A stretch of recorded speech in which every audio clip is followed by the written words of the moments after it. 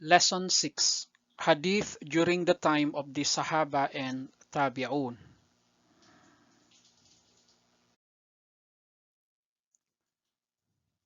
Bismillahir Rahmanir Rahim.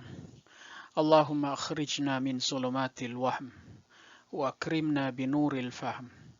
Allahumma aftah alayna abwaba rahmatik wanshur alayna khazaina ulumik birahmatika ya arhamar rahimin. Walhamdulillahi Rabbil Alamin.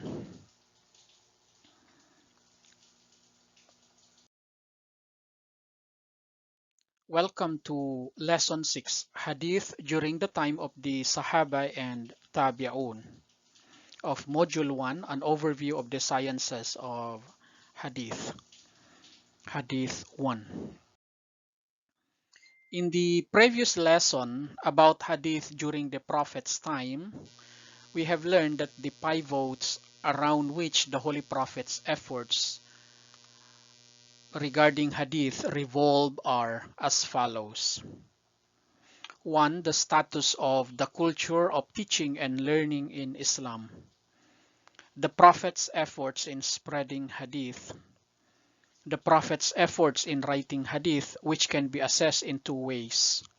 1. The Prophet had always wanted his companions not to rely only on memorizing Hadith, but to write it as well.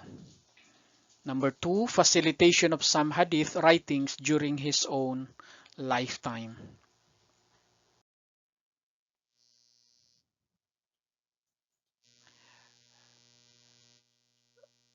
In this lesson, we will try to know the Hadith during the time of the Sahaba and by extension the Tabi'un.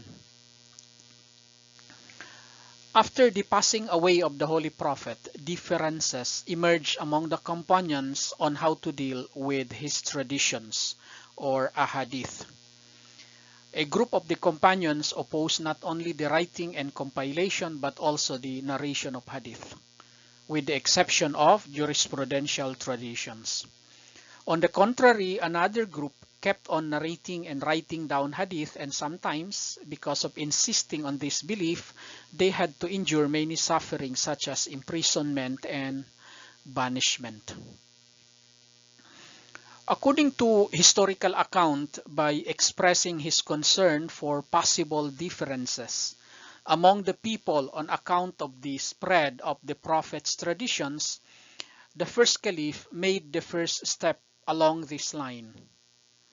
As narrated by his daughter Aisha and one of the wives of the Prophet, she said, "My father compiled 500 sayings of the Prophet.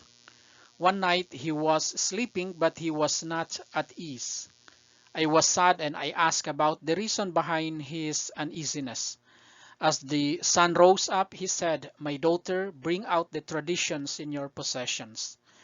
I brought them. He asked for fire and burned them." We can find it in many references such as Tadhkiratul Hufaz and Tarikhul Islam Thaqafi wa Siyasi, among others. In another move, the first caliph addressed the people thus: "You report certain statements from the Messenger of Allah and on which you differ among yourselves. After you the differences will multiply. Do not narrate anything from the Messenger of Allah, and if someone asks you, tell him, 'There is the book of Allah between you and us. Let us take as lawful or halal whatever it permits, and unlawful or haram whatever it prohibits.'"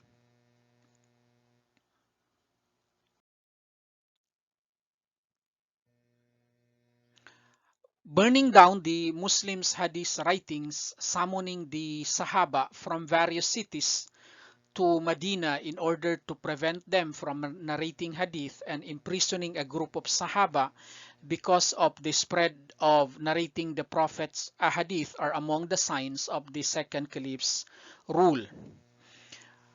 He said, for example, I wanted to put the Sunan into writing, but I remember that communities or aqwam before you compiled a book regarding the Sunnah of their respective prophets and focused their attention to it while disregarding the book of Allah. By God, indeed, I will never mix the book of God with anything else. Unquote. As such, when he was informed that the traditions were widespread and some people were engaging in putting them into writing, he asked them to bring their hadith compilations and ordered that these be burned. Khatib al-Baghdadi thus writes, it was reported to Umar ibn al-Khattab that there were written traditions and collections of traditions among the people. He considered it unfavorable and said, O people, it was reported to me that books of aḥadīth exist in your midst. Be it known that the firmest of them is the most beloved in the sight of God. When they brought the books to me so that I could express my opinion about them, the people thought that I would review and modify them according to textual differences and variations. However, as soon as the books were brought to me, I put all of them on fire.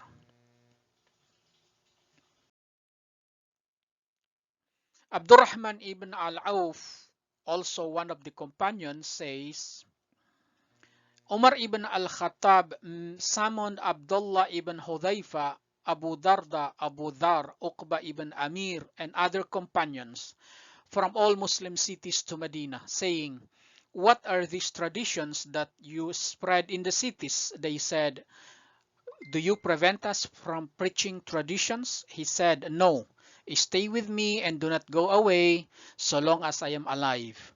We know better what we must learn from you and what we must reject. Thus, they remained with Omar as long as he was alive. Those are reported in many references such as Tarikh Madinah Damashq, Kanzul Umal fi Sunanul Aqwal wal Af'al. The campaign against hadith writing and compilation continued during the time of the third caliph, though to a lesser degree. For example, companions such as Abu Dhar al-Ghifari were prohibited from quoting and spreading hadith of the Prophet.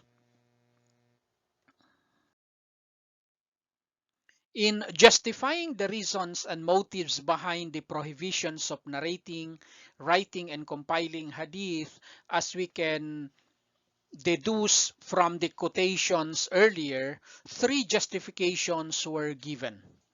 1. The alleged traditions of the Prophet endorsing the act. Number 2, prevention of differences among the people. And number 3, fear of the tendency for the people to confuse the hadith with the Quran. So for these lessons, the following are the key points that are worthy of remembrance. 1. Burning of hadith writings, prohibition of narrating hadith, and emphasis on the sufficiency of the Quran are among the signs of the first caliph's rule. Burning the Muslims' hadith writings, summoning the Sahabah from various cities of Medina in order to prevent them from narrating hadith, and imprisoning a group of Sahabah because of the spread of narrating the Prophet's ahadith are among the signs of the second caliph's rule. The campaign against hadith writing and compilation continued during the time of the third caliph, though to a lesser degree. In justifying the reasons and motives behind the prohibition of narrating, writing, and compiling hadith, three justifications were given. 1. The alleged traditions of the Prophet endorsing the act. Prevention of differences among the people. and fear of the tendency for the people to confuse the Quran with to confuse the Hadith with the Quran. So next lesson, we will deal with the beginning of writing Hadith. For more similar lessons, subscribe to Wayfaring with Mansoor channel.